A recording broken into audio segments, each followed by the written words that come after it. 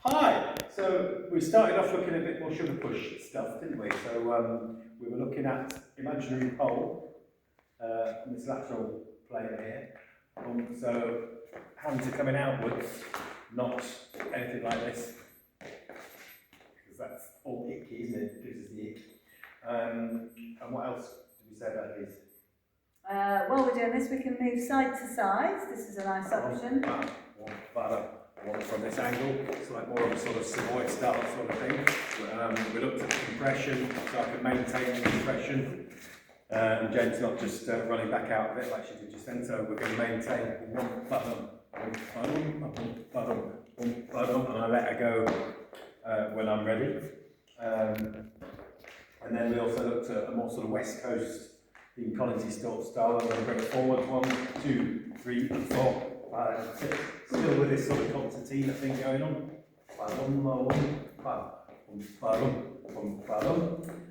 We also talked about, in order for the followers to walk instead of rock stepping, we need to build up the connection on that second triple and be ready to use it. So not being too slow there. Walk, compress, triple, build and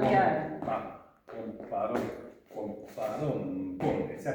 This was also a test for followers, that we're not just automatically rock stepping when leaders want us to come forward and losing our frame. And then we did a little bit of musicality stuff, so we had 4 6s,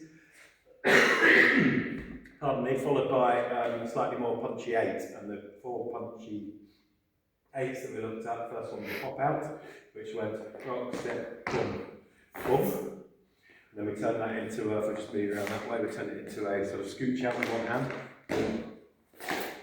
So for that one we're going rock step down, moving out to my right slightly to get a better connection. And then using this invisible wall of connection to buoy ourselves back out with it.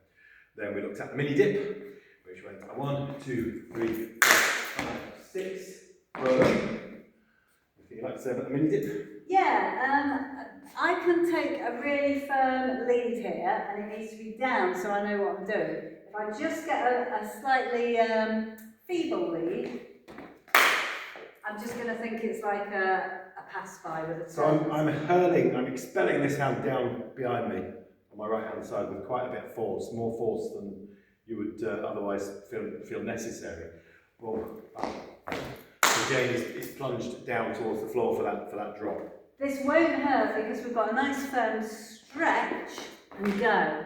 Bruce isn't just taking a limp arm and throwing it down there, or throwing my arm hard. If it's limp, I am responsible for the connection as well. So it's not going to hurt me or do harm if that is a firm, definite downward lead. It gives me something to follow really clearly. And then because I'm turning to my left, that's going to turn you oops, got a sort of equal reaction thing going on.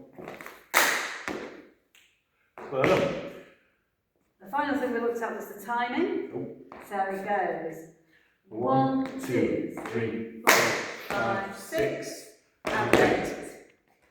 And then we look very quickly at Johnny's drop as our next 4th 8, which goes 1, 2, 3, 4, 5, 6, 7, 8. So I'm extending my right arm on the rock step to create some space, and then I've got this sort of speed bumpy sort of boom swing going on, which you're feeling hopefully. Boom, woo, boom, and then another rock step and a lunge through for the stop. And we discovered that this connection again is really important across the back. So I really need to be locked in so I can feel, and Bruce can use me to do his big make space and swing.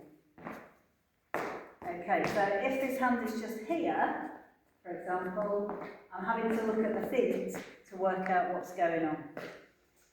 And that's about it. Thanks very much.